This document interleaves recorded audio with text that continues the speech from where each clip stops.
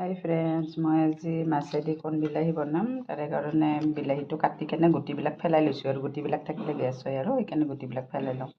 তাৰে কাৰণে পাঁচফোৰণ, শুকান জ্বালা আৰু পিঁয়াজ লৈ লৈছোঁ। বেছি একো দিব নালাগে আৰু টেঙাৰ আঞ্জাত বনাওঁ। এতিয়া মাছটো আগতে ভাল কৰি ভাজি ল'ব লাগিব। মাছ ভজা হৈ গ'ল, দি দিছোঁ হৈ গৈছে। এতিয়া বিলাহী দি দিম, হালধি দি দিছোঁ, সোৱাদ অনুযায়ী দি দিছোঁ। ভাল কৰি অলপ সময় ভাজি ল'ব লাগিব। এতিয়া গৰম পানী দি দিম, মাছখিনি দি দিম। মই এতিয়া চাউলৰ গুড়ি দি দিম আৰু নহ'লে পানীয়া হয়। টেঙাৰ আঞ্জাত অলপমান দিলে ভাল হয়। আঞ্জা ৰেডি। এতিয়া দুটা কেঁচা জলকীয়া আৰু অলপমান ধনিয়া পাত দি দিম, দি কেনে নমাই দিম আৰু গোন্ধটো ভাল লাগে আৰু হোৱাৰ সময়ত কেঁচা জলকীয়া দিলে। কণ বিলাহী টেঙাৰ আঞ্জা ৰেডি।